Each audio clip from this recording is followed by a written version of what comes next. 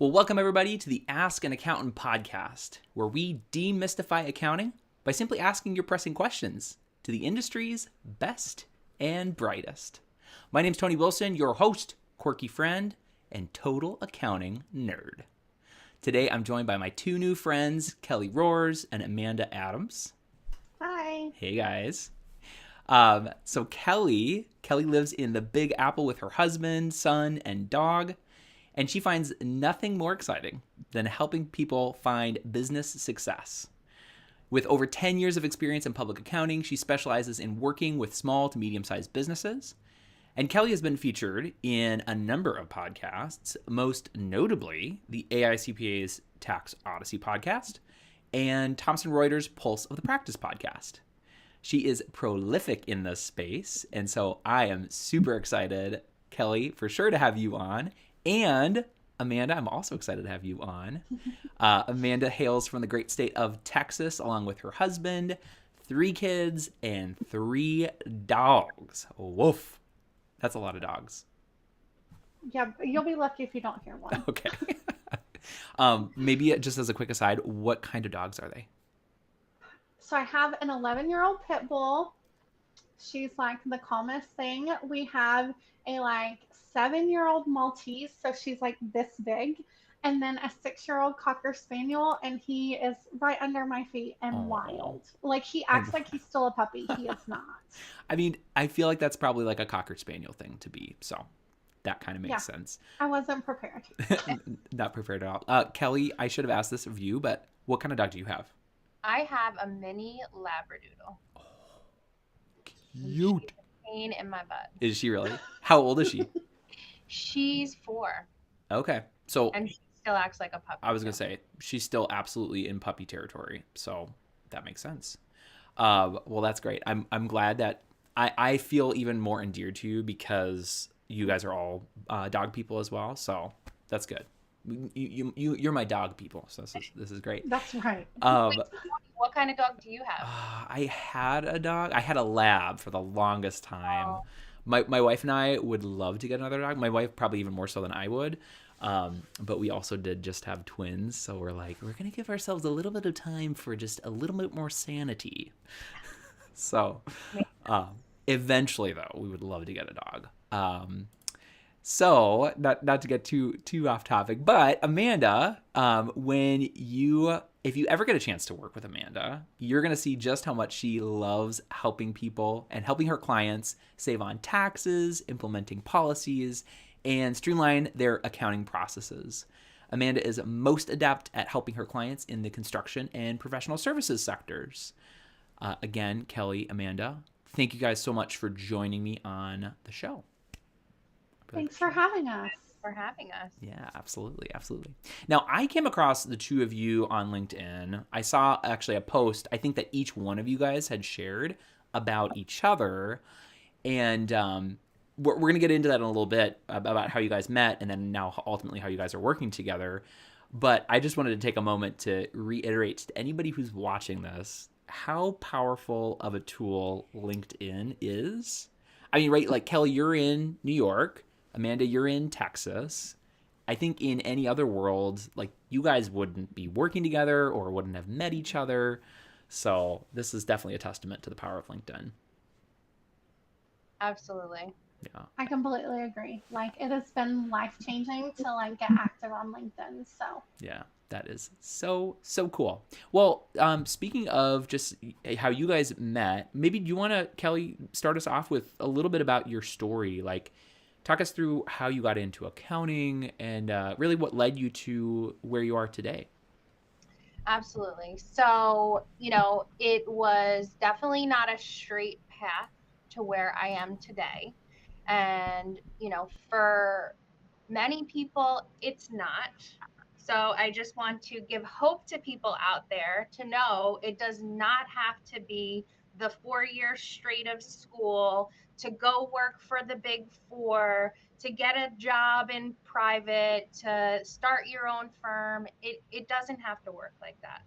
I've always been passionate about numbers. I've always been passionate about starting my own business. from a young age, I would sell things to kids at school. I would hand make pocketbooks out of old jeans and sell them to girls in school. I would tutor for math, from a young age in high school through my college years. I babysat, I handed out flyers to people. So it's like been in my blood to try, that entrepreneurial spirit. Mm-hmm. And I started off going to college for math. I thought I wanted to go the education route. And I had to deal with life. Hmm. So I ended up dropping out of school. I had a presidential scholarship to Hofstra. I ended up dropping out.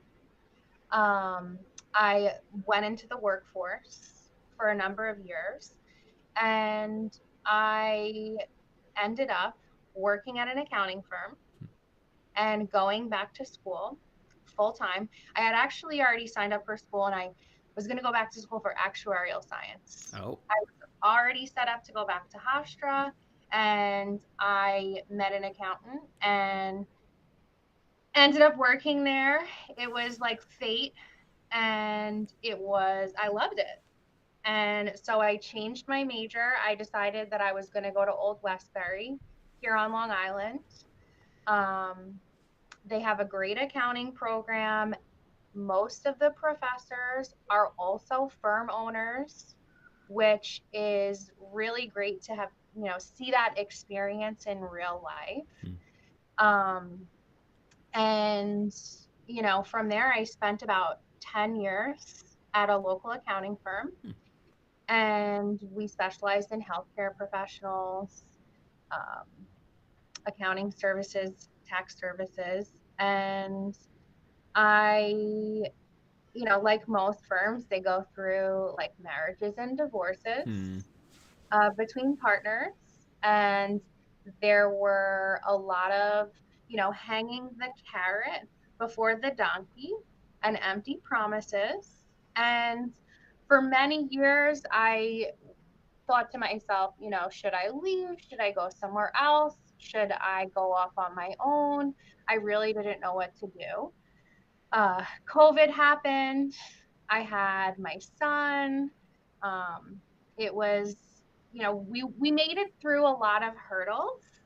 And I finally said, you know what, I think I'm out of excuses here. I had been setting things up for a while. I set up my own company. I started building a website.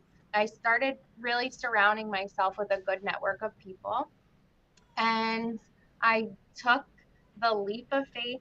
I quit my job. I said, you know what, the worst case scenario, I can go work for somebody else. I mean, that is like the last thing I ever want to do, but there's plenty of jobs out there. We know in this field, that you could always fall back on a position. So I was able to build, a multi-six-figure firm in under 2 years and build a team pretty much from scratch. I left with a little bit of business, but nothing to equate to the salary that I was making at my old job. Wow. So I am so grateful. I'm just so grateful to be in this position. And I worked really hard to get here, but I didn't come from anything. I did not have a silver spoon in my mouth. Nobody helped me get to where I am today. And I'm so proud of that. And I really want to inspire other people, not only in the accounting world, but other people who want to start their own business. If you have faith, like, you can manifest anything. Oh, that's so great. That's so great. I mean, even just hearing you launching out on your own and the experience you've had now moving from being employed to doing your own thing and the success you've seen in that, it's really, really fun to see because like you said, it was a huge risk taking that move. But at the same time, like there is a decent net under you because I don't know, with the three of us on the call, we all have the 3 letters behind our names. And with that comes a lot of job security. We could always find a job somewhere else.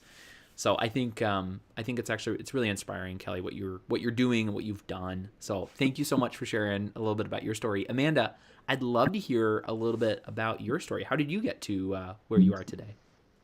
So I'm going to say a really taboo word in accounting. From a really young age, I liked to manipulate numbers. And so I know you can't do that in accounting, very taboo. That's why I gave the trigger warning up front. Um, but I mean, I remember looking at a clock and trying to turn it into an equation. Mm. And it's just how my brain worked. I mean, if it anything, I turned it into an equation. So 1122 was 11 times 2 equals 22. I mean, I was just so sorry, this fly. Of course, when I talk. And so I loved numbers from a very young age. And then how did I get my start? I'm going to blame my husband, which I shouldn't say blame. I should say thank my husband. My husband is a few years older than me. In high school, they were trying to prepare us for the real world, not doing a great job, but doing the best they could. And they talked to us a little bit about taxes, and they did a little fear mongering. I don't know if y'all get the same thing in other states, but you have to file your taxes.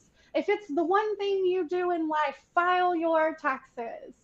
And as an accountant, I understand that, but they didn't teach you that there were thresholds, like filing thresholds that you have to reach before you actually have to file a tax return.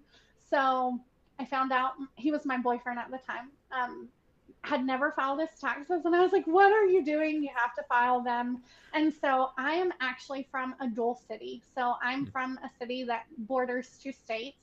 And we have what we call state line. And where I'm from, you go down state line to the federal building, the post office. You go up to the 5th floor. And so we go in, he's with me. And I'm like, hey, we're here to file his taxes. And the lady laughs, and she was so sweet, but she kind of chuckled at me. And she said, oh, ma'am, that's not how this works. And so it was an IRS office. That's not how it works at all. And it was just illuminating. She gave me a stack of papers. She printed out all of his income transcripts. And I learned how to do taxes for 3 years because, statute of limitations and things by hand. Wow. So I got to the bottom of the return and there was a negative number. And I was like, what is this? Nobody told me that was a refund.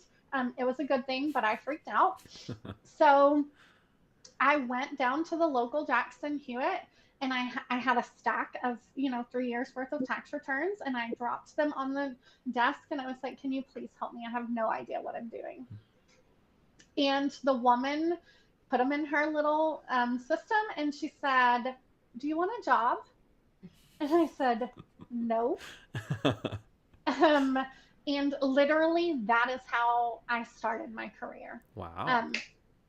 I fell in love with doing taxes. I did go to work there. I was nicknamed Baby Jackson Hewitt by my boss, and I fell in love with it. And literally did everything. I had kids on the way, and so my track is a little like Kelly's. Started school, stopped school, I had nobody in my family. I'm a first-generation student. I didn't know what an associate's degree was, a bachelor's degree, a master's degree. I didn't know what a technical degree was versus an associate's degree. And so those were all choices I was having to make kind of really quickly. And so it was a rough start, but I always knew I loved accounting. And it was just, what do I want to do with it? So school taught me that we do much more than taxes. I didn't know that. In my town, every CPA that you saw did taxes. Right. That was it. And so I learned so much along the way, and I love sharing that information with other people because I didn't have it, and I now have it, and I want to give it back to people who could use it as well. That's awesome. I think the thing that's so inspiring about both of your stories is that, like you said, neither of you come as like second generation or third generation accountants, right? Like you had to kind of just make your own way in this industry. And it's one thing, and this isn't to, to talk down or talk bad about people who don't have CPAs. This is just, to speak to the accomplishments you guys have. It's one thing to come in and, be an accountant or to be, a bookkeeper or whatever. But I think it's another thing when you're coming in with no background, nobody else that you know that's doing this, and also get your CPA. Like, that must have been a ton of work for both of you. Yeah, a ton of work. Right. Yeah, absolutely. It was not easy. Yeah. But yeah. But yeah. But here you are, and we're so glad. I'm so glad that you guys are here. Both of whom are, I think, Kelly, in your header in LinkedIn, you're a tax slayer, and I'm just very thankful for that. So super. It's so funny with the tax slayer thing. I have to comment on it. Yeah, because, a couple years ago, I want to say back in like 2018 or 2019, people had really catchy slogans on LinkedIn. It wasn't like at the point where it is now. It's like, I help XYZ make XYZ money. Mm-hmm. That's pretty generic for now, Right. right? So back in the day, someone was like, oh, the tax slayer. So I was like, oh, okay, like that's kind of catchy. Like maybe people like, and since like I don't go by that on my website, like I don't say that to people, but so many people meet me and they're like, oh yeah, you're the tax slayer. Like, I'm gonna leave it there because you know what? It's still catchy. Mm-hmm. People like it. It's perfect. It's perfect. And it is. It's catchy. I remember it. Every single time I see your picture and then I see the little tax layer and the little swords and stuff. I think it's great. It's fantastic. Well, I'm glad. We need people like you, for sure, helping us navigate taxes. And it's great that you guys are both like, you enjoy taxes. This is a good thing. It's gonna be fun. Yeah, absolutely. Can I ask you both a couple pressing questions? Sure. Okay. Well, I think the first thing I'm really curious to hear more about is, we alluded to it a little bit ago, but the story of how you guys both met, right? So Kelly, you've started this relatively small practice. It's just, you and Amanda. You got an admin assistant and a bookkeeper. How did you two come to work together? And maybe as a follow-on to that, Amanda, why was working with Kelly the right fit for you as you guys met? So I'll start off and say, once again, kudos to LinkedIn. Connecting with people who you don't know on LinkedIn in your industry has done so much for me. And I really appreciate all of the relationships that I've been able to build on there. And one of my relationships made a comment on Amanda's post that said she was looking for a job. And, I knew that I wanted to hire somebody eventually, but at the time I was like, I don't know if I can afford it. I know I need to hire before I'm ready. I don't want to get too busy. Like, I'd love to hear what Amanda has to say. I love her bio. Like, she looks great. Like, let me see if I can help her. Like, I don't think I can do this right now, but like, let me just see if I can reach out to people in my own network to help her. And we had a really great conversation. I was like, I think you're a rock star, but I'm just not ready yet. So like, let's keep in touch. Let me know how it goes. Let me know if I can do anything for you. And, some time went on. I had a very powerful post-tax season as far as referrals go. June, I hit it out of the park. I brought in a ton of new business. And I was like, hey, Amanda, are you still like looking for something? Because things have changed a little bit and I would love to have you on my team.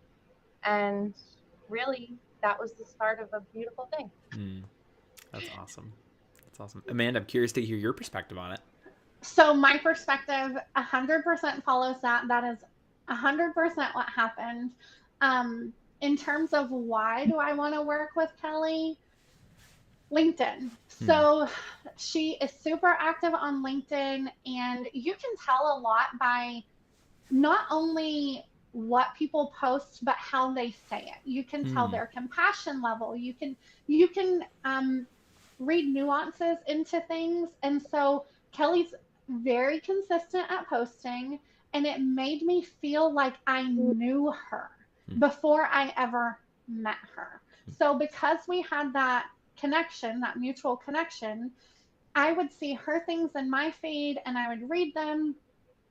And I wasn't really great at LinkedIn. I'd had it for a few years, but I wasn't active on it. And so, right when I was getting active was when I was looking for a job. I I don't want to say Lubbock is small. I'm from Lubbock, Mm. and I wasn't quite sure where my career was going to go. I had gotten out of tax. I had gone into industry. The tax law changed, and I was very upfront with Kelly. Like, these are my fears in going back into tax. Is all of these huge changes have been made, and I haven't been in the world to see them. So I was concerned, and she talked through those things with me. She was very gracious to me, reminds me that there's CPE that I'm required to take, and that's a great way to learn those things, and that it wasn't as big of a hurdle as I was making it, or that I felt like was in front of me. And so I took a position at a company, and I very quickly realized it was going to be a temporary position. Some personalities, we just don't mesh well. And as a company, their personality meshed well. I did not mesh well with their company Mm. personality. Mm. And so sometimes that's hard to read in an interview, honestly, in that get to know you stage. And so I had that second conversation with Kelly, and I was like, yes, this is what I want. I love her. We laughed. We talked about our families. It was empowering and encouraging. And I can't say enough that those things are so important to me personally, Mm. and in the industry that we're in. It's such a tough industry that we don't have to make it tougher on ourselves. So the fact that Kelly was so genuine, and that shines through to me in just talking with her. Mm. And now I get to watch her fulfill that with her clients as well. Um, it's a no brainer Mm. for me. That's so cool.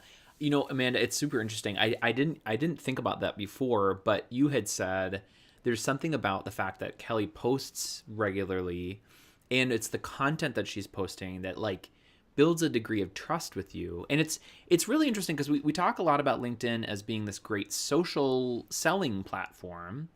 But we don't oftentimes like think it's not always at the forefront of our mind, especially in the small business market. We don't always think about like us as an employer brand too. And like clearly in this example, this was a great match made for you two because there was that familiarity, there was that social connection. And I mean, it's like you said, it's like you might go into an interview, and if you have no context with that person, it's really hard to pick up on, are you guys going to be a good cultural fit? But if you're interacting regularly together on LinkedIn, it just takes on a whole new dynamic. It gave me a confidence that I needed, Hmm. for sure. That is great. That's what a wonderful story. I'm curious, Amanda. You had touched on it a little bit in your what you had just shared, but you talked about like the cultural fit, and just like how you didn't quite feel at home there. I'm curious when you talk about that. Would you be able to maybe expand a little bit more on what that's like, and share whatever you feel like you're comfortable sharing. But I'm just curious to understand a little bit more what that looks like for you. So for me, a cultural fit is, it's important for me to be inclusive. It's important for me to be a part of the team, to be able to give and take feedback. Those things are super important. Exchanges of information. So I am not a typical accountant, or what people assume are typical accountants. We're bean counters in a cubicle over on our own. And I'm very much not that way. I'm a social butterfly. I don't want you. I was literally in a corner office far away from my boss. Anytime I went to talk with them, they were never there. They were in the next office with another non accountant, and they were having a great non business conversation. And that's great. Relationships are so important, and I will never knock that. But I wasn't getting that same interaction. I wasn't getting that same welcoming environment. And I knew if they weren't putting in that effort in the beginning, that they weren't, because that's your honeymoon phase, that's your dating phase, like that's the that everybody's on their best behavior, and if they weren't doing it then, that it wasn't a natural thing for them. And that's okay if you don't need that. I needed that. It was important to me. And so from the very beginning, I went into meetings where they introduced me, and I was in a room full of 30 people who I'd never met and did not meet by name or title during my tenure there. I sat through meetings not understanding who people were, and I always kind of felt lost. And so for me, that made it not a good culture fit. Now, somebody who doesn't need that that connectivity, it wouldn't have bothered them. Yeah, that's a really interesting take. I'm curious, and this is somewhat related, Kelly, but I've heard you kind of talk about how you are an advocate for the accounting profession. And maybe what I'm most curious to understand is, like, as you hear Amanda's story, and now as you guys have had a chance to work together, you know, what does being an advocate for the accounting profession look like for you? Well, that is a very, it's a very deep question because there's so many different aspects of me being an advocate for the profession, right? I mean, let's face it, the profession is broken right now in many different ways. The IRS is broken. There's no people to fill jobs.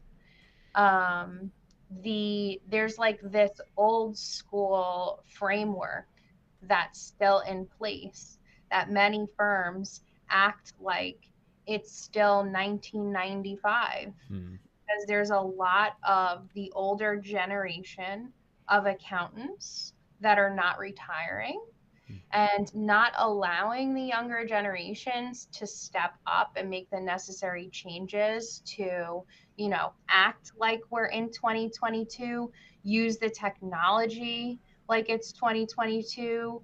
You know, we all need to work smarter. And sometimes firm owners are their own worst enemy. So, you know, if there's anything that I can do to help other firm owners realize that small changes can have huge impacts on their firm, I want to do that. So, you know, I'm involved with the AICPA on a committee. I'm involved in the National Conference of CPA Practitioners. I'm the vice president of the Long Island chapter. And, you know, it's really hard. People are really resistant to change. But, you know, sometimes if people would just realize, listen, if you pay for this software, even if it's a couple $100 a month, we are saving so much time by streamlining our efforts. Or, you know, hey, guess what? You can hire somebody who's working in Texas. And, you know, maybe I'm not going to require them to work overtime during tax season. Ooh, like people don't want to hear that. Crazy. Like, no, my employees have to work 60 to 70 hours, you know, during tax season. It's mandatory. And it's like, no. In a post-COVID world especially, like people value their family. People value their life. And people don't want to die at the desk anymore. And we can change that. You know, we can charge people appropriately. We can fire bad clients. And we can hire people all over the world. That's a really good point. You touched on a number of great juicy topics, and I'm so glad that you mentioned them. So when I asked the question, like, what does it look like to be an advocate, a couple of things that I heard you say was, like, number one, it's about technology and adopting technology. It still boggles my mind that the number one recommended tax software that's been recommended to me recently is not in the cloud. I'm like, what era are we in? This is nuts. So adopting technology is a big one. I'm hearing having a reasonable work-life balance for your employees. So, potentially seeing a diminishing of that concept of crazy intense busy season hours. I think those were two big ones. You're talking about something, though. You're alluding to something, touching on something here, where accounting and accountants get a rap for being very, one of the last industries to adapt to the times. Why do you think that is? I wish I knew firmly. But I really feel that it's going to take another 10 to 15 years for us to really turn the page in accounting.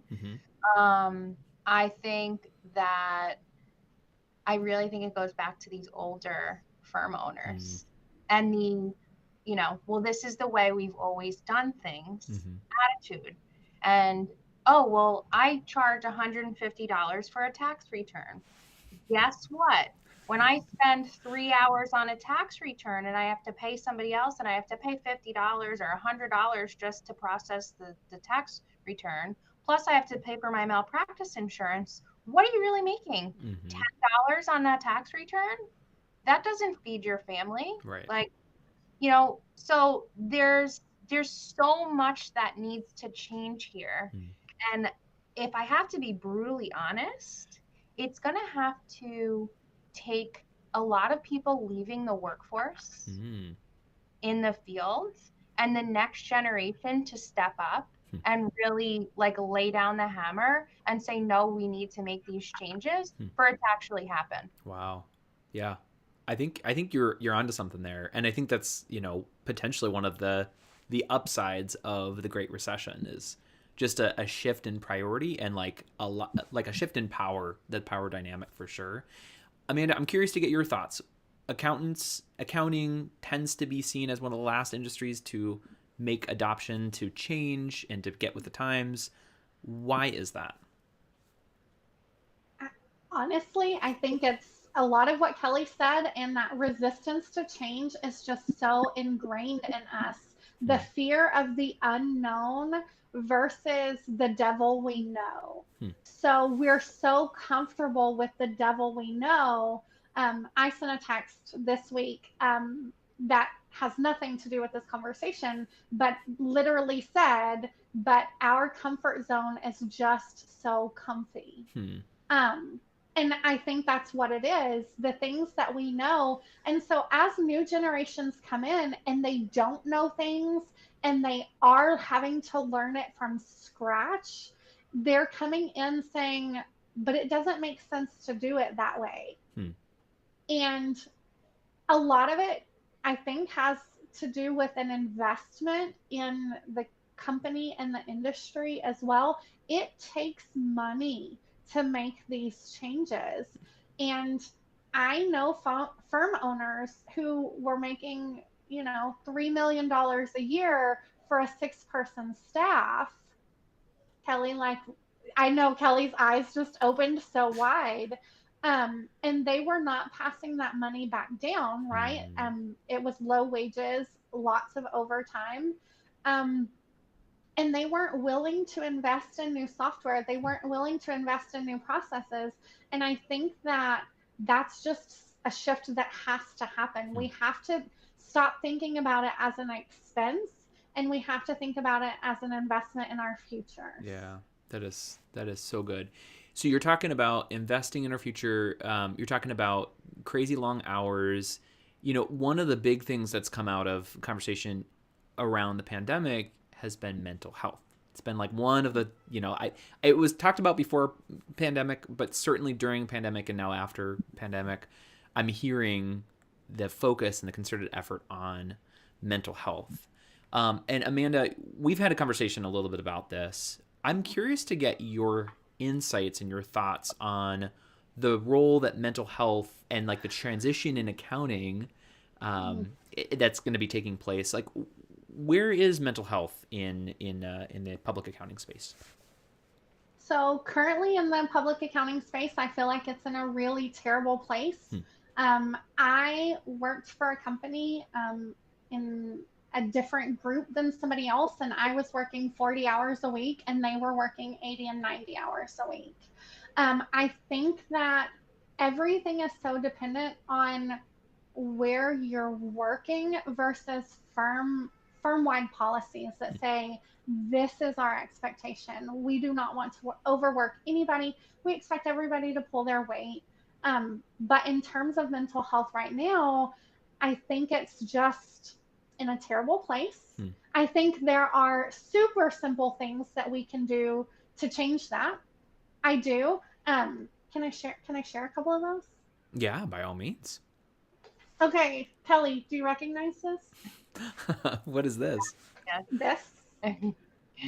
So one of the first gifts that Kelly bought me when I came on board is a journal and affirmation cards. This is something that I do every single day that I work. I don't do it on the weekends, but it's something that I do every single day. And Kelly sending me something so small, I don't know how much it costs, $10, $15, $20, told me that she was investing in me as a person.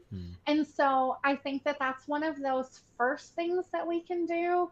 And I understand not everybody enjoys journaling. Like, I think it's the sentiment behind it versus the actual journal, that she cared about me as a person. And so that was really important to me. It's something that I actively work on. And I think that relationships are so important in business and in life. And how we interact with people on a daily basis, on a monthly basis, depending on what level of interaction you have, it changes your relationship. And so I know one of these things for me, and I'm an anxious person, very, very anxious person. I have diagnosed anxiety. So we talked a little before about that constructive feedback and how we use that in people with anxiety. You would think that you don't want to give them feedback, right? You don't want to give them negative feedback, right? Because how is that going to impact their mental health? So for me, I'm super honest in, if you're not giving me feedback, I'm creating up my own in my mind.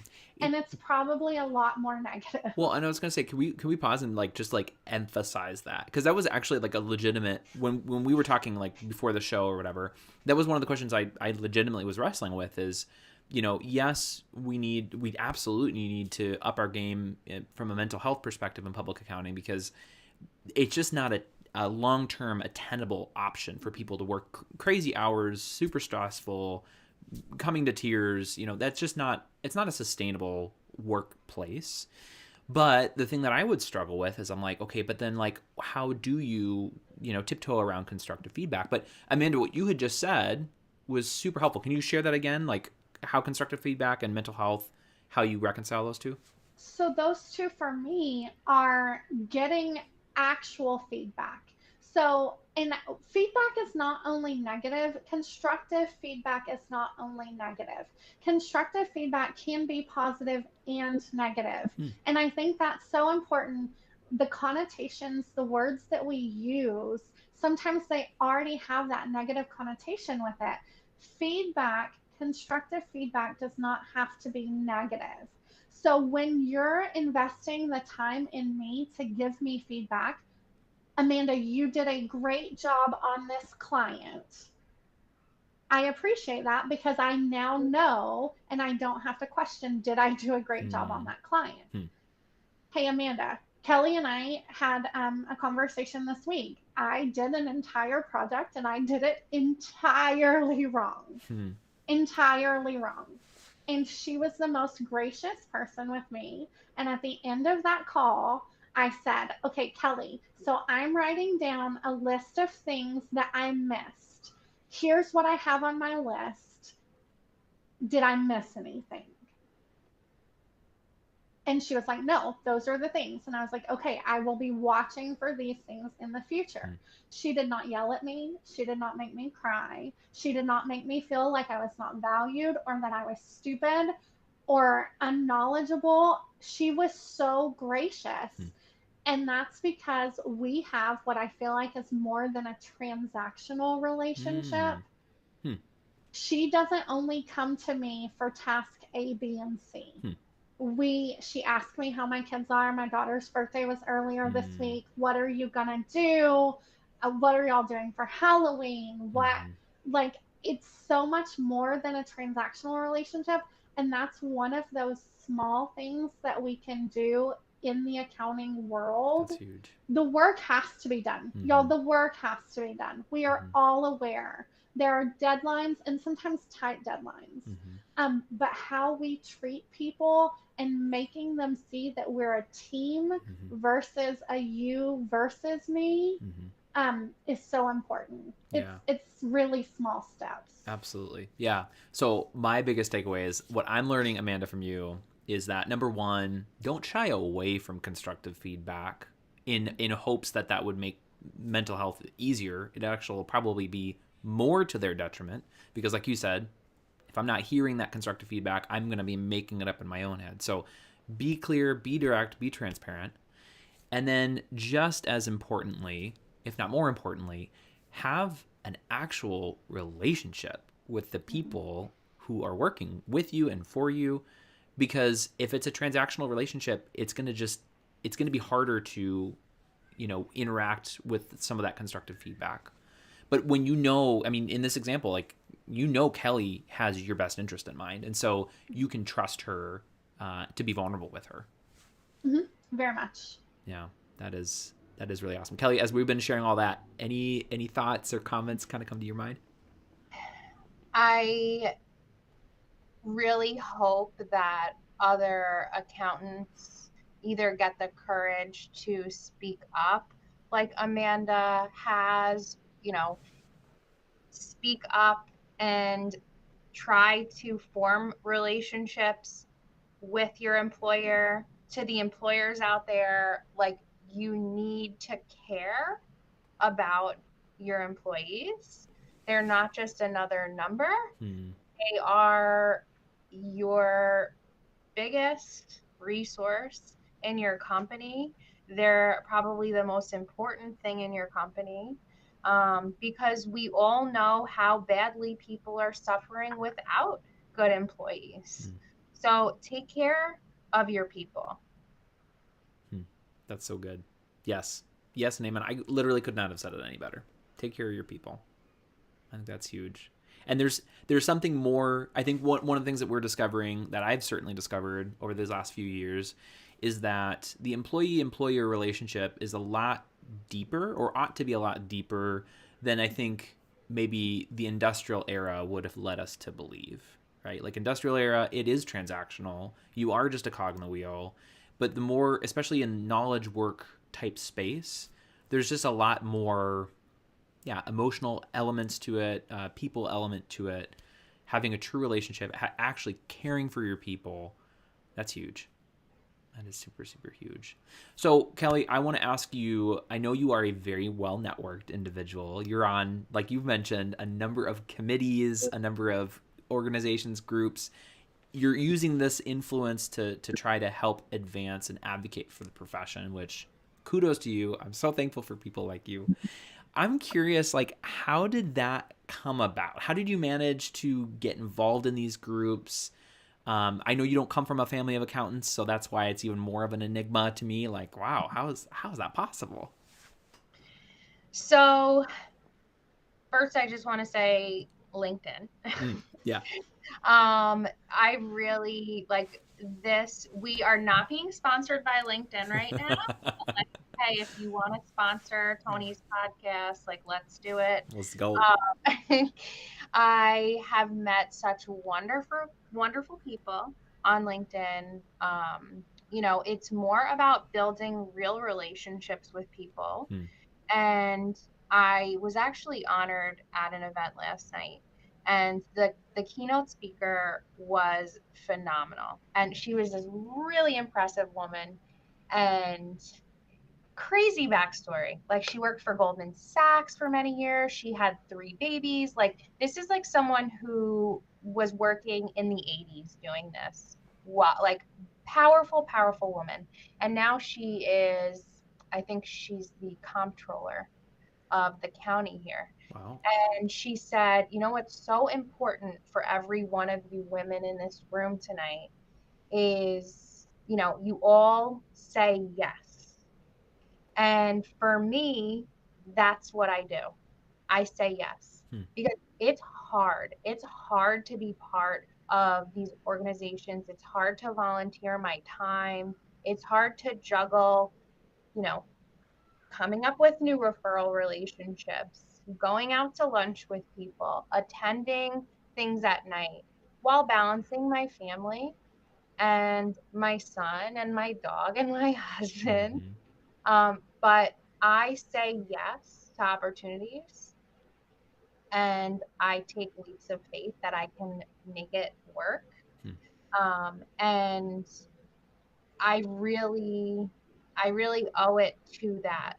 And, just knowing one person that I've been connected with for a long period of time has opened up so many doors that I wasn't even seeking. Hmm. Publications, podcasts. I don't actively really seek out any of this. I feel that I attracted at this point, Hmm. through just building good relationships, being genuine, being honest, and manifesting things. Hmm. That's super cool. Can you share a little bit more? Because I thought this was super cool. Can you share a little bit more specifically? I know LinkedIn was a very powerful tool for you, but getting your foot in the door, especially to the I don't know if it was the AICPA group or committee, but there was a chain of connections that happened. Can you walk us through that? Yes. So, I'd say probably about 4 years ago, I connected with a very good friend of mine, Katie Thomas, on LinkedIn. And I think 3 years ago, she started a book club, and she asked people on LinkedIn, oh, do any women want to join this book club? We're going to read this book called A Tribe Called Bliss. And one of those kind of like cheesy little books that you read with people and find out, depth of people through different questions and different scenarios and whatnot. So this was all through Zoom, and it probably started off with about 30 women, and it dwindled down to 5 of us Hmm. pretty quickly. It's a big commitment. We were meeting weekly. Oh wow, Um, a so we, weekly book club. That yeah, is a huge commitment. yeah. So, it was an hour. And we were very respectful of everybody's time. And we finished the book, and we read another book, and we read another book, and we're still meeting. I mean, sometimes we don't actually read the book. Sometimes life gets in the way. Mm-hmm. But we have such a deep connection between the 5 of us now, and we are all CPAs. Hmm. We are all involved in different lines of work in accounting, which was really eye-opening for me. Um, you know, I'm the only one who's truly in public accounting, and Katie's in marketing, and the other one's involved in the AICPA, one's involved in educational aspects, another one's a fractional CFO. So through this group of women, I felt it really opened up my network to even more people in the accounting influencer type space. Which that's absolutely a thing. There are accounting influencers, and I love their content. Actually shout out to Jackie Meyer because her Facebook group, the accounting influencer Facebook group, is actually, I've met a lot of people through there. So like different Facebook groups, different things on LinkedIn. I've met some really, really cool people. And, you know, when I connect with other CPAs, I like to hear about what their experience looks like in their practice that they may or may not own, or maybe their experience as an employee and what their goals are, and like, how can I help you? And people have helped me right back. Hmm. So it's been a blessing. That's so cool. I love that. And one thing just to kind of to pull out here that I'm learning from you and what you just shared about just say yes. So you were invited to a book club.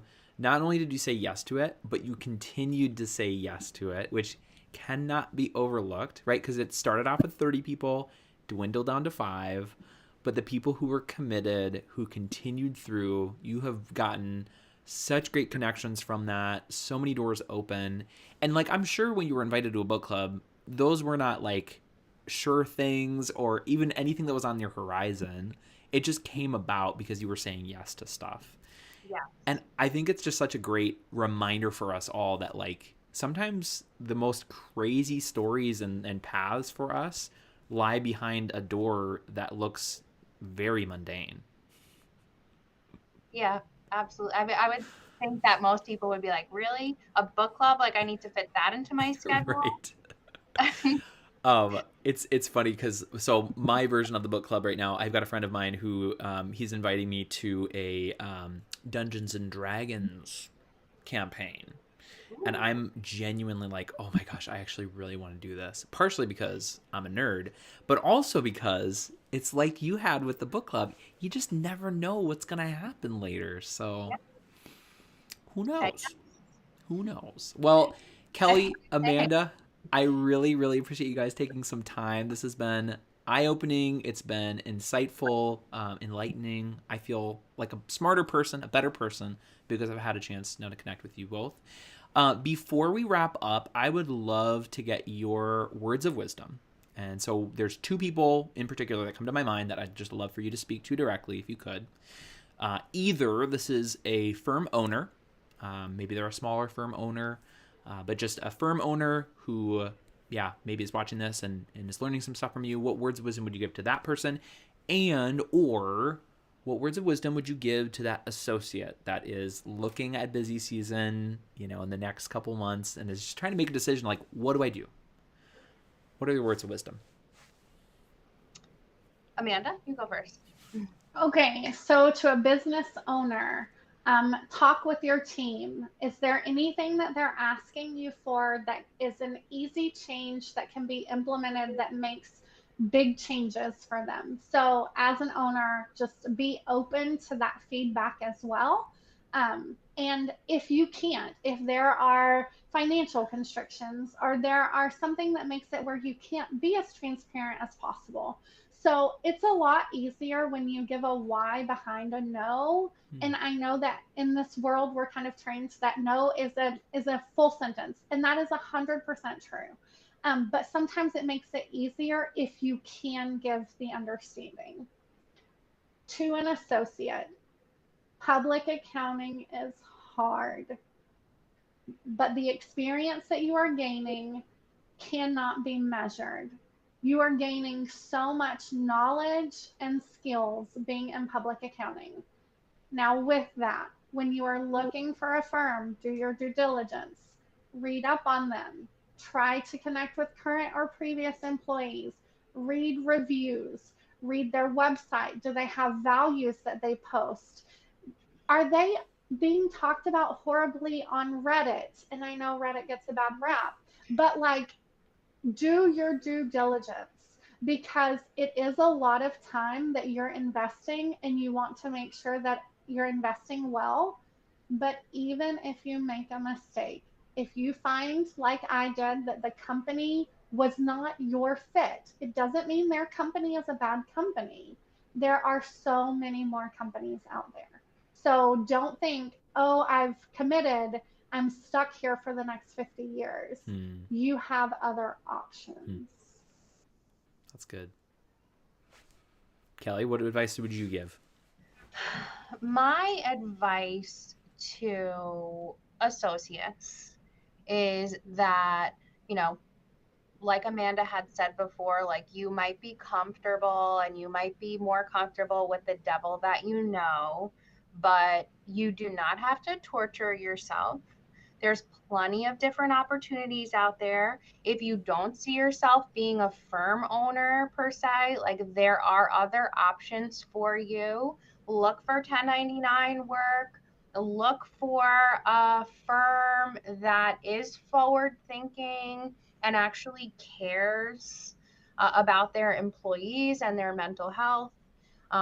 This is not the end all be all. Like there is not a box of public accounting or accounting jobs. There are endless opportunities. For the firm owner,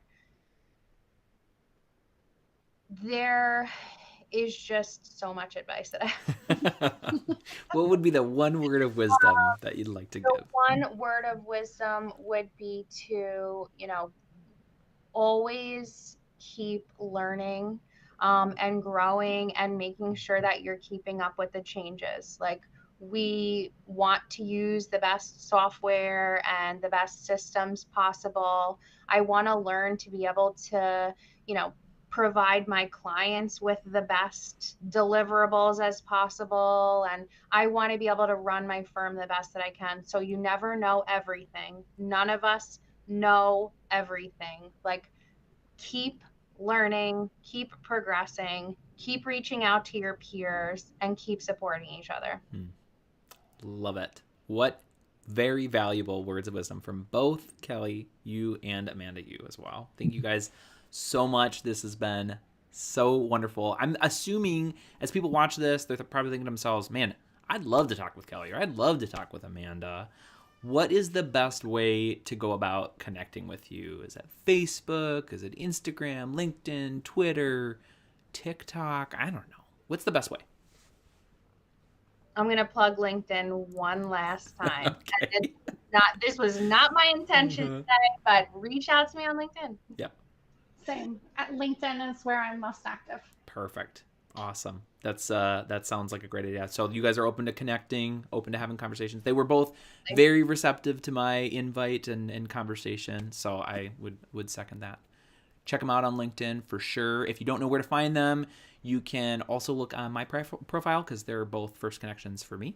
So go ahead and look for them there. Anyway, thank you again, both Kelly and Amanda, for taking some time today. And for everybody who's been watching, I hope you guys have found value in our episode. If you have any pressing accounting questions that you would like future guests to answer, you can go ahead and email them to me at tony@equip.com. That's ACCQUIP.com. Also, if you are an accounting professional or you know somebody who might be interested in coming on the show, please reach out to me as well. I want to thank you guys all for tuning in again. And as always, keep calm and keep your clothes on.